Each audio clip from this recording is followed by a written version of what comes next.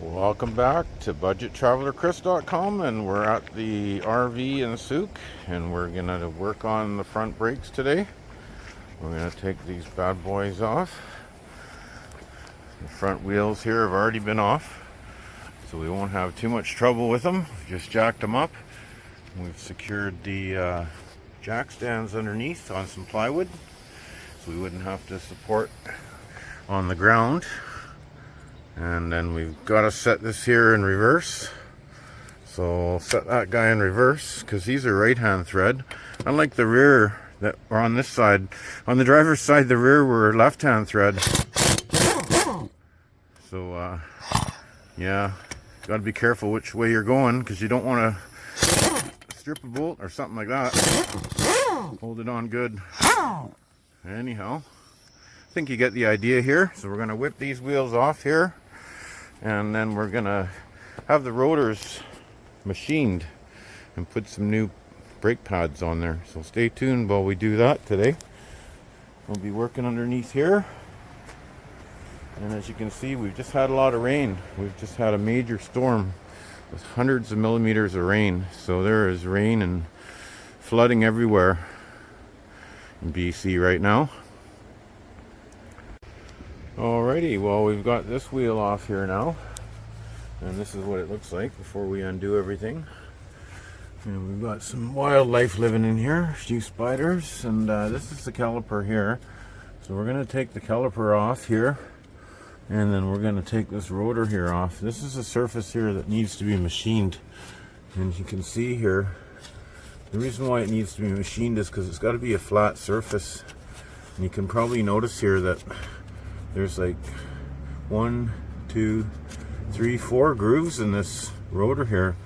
So hopefully there's enough thickness here, this way here, to machine it, because there's a minimum tolerance that you have to follow. They can only be machined down so thin.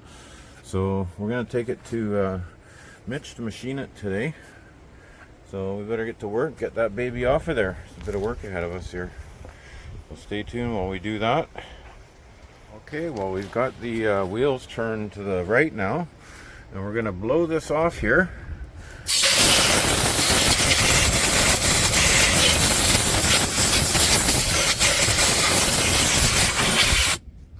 And that helps to clean things up here if you got some compressed air.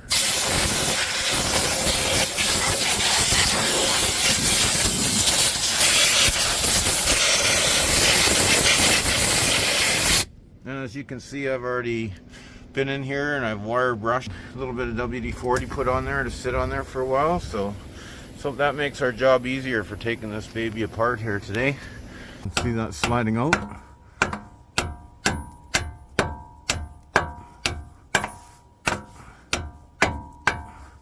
So that's what you do. You slide that all the way out of there, and that's how you get the caliper off. And I've never seen that style before.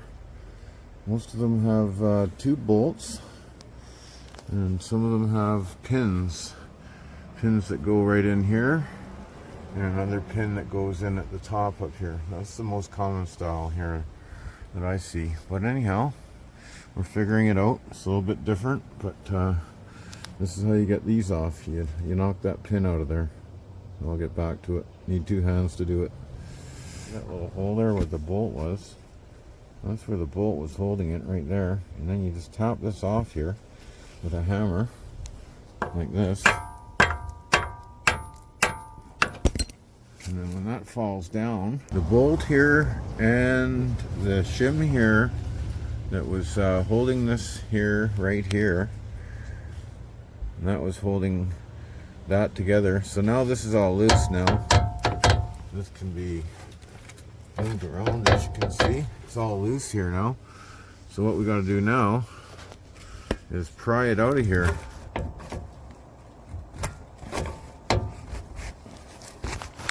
So does everybody see how that's coming off now?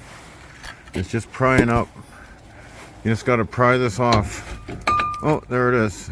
It is off, and it's really heavy. So you want to have a hanger ready. There's the 2 pistons. You can see it now.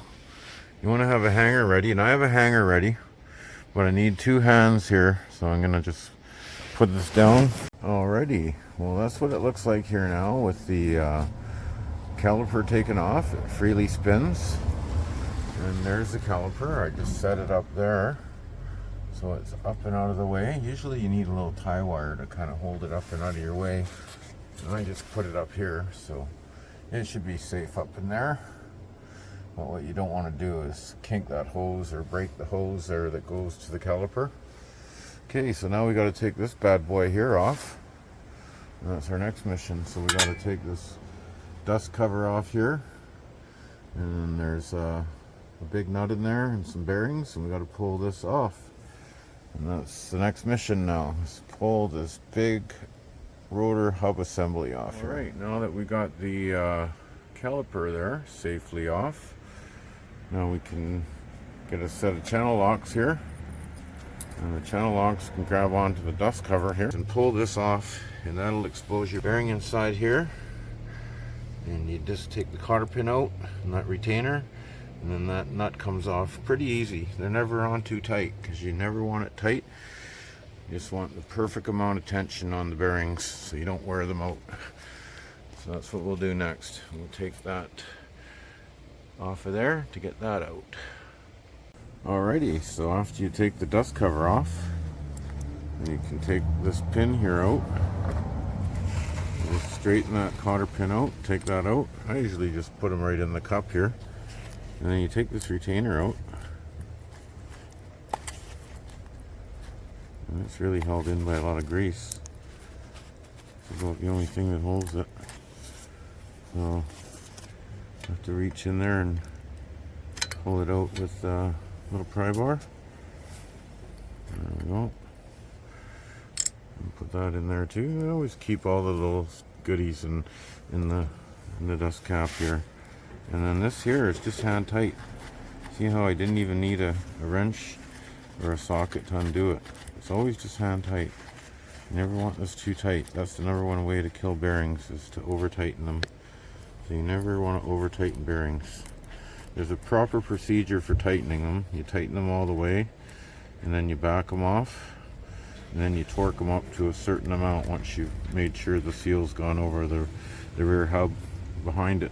So there's the nut for it. It's a real thin nut. Put that in there as well. Now if we just pull this out a bit, that'll just knock the bearings out. You see how you want to catch those here? Those are the front outer bearings here.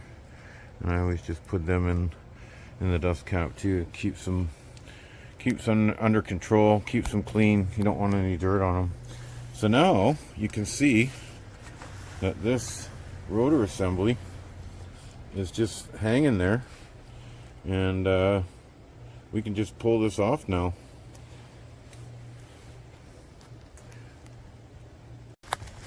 Well, the camera went squirrely. We're so happy to get the rotor assembly off, but there it is. It's off the 83 E350. So now we're going to take it in to get it machined by Mitch. So this is what it looks like before Mitch machines it, and wait till you see it after. So don't forget to ring the bell and subscribe.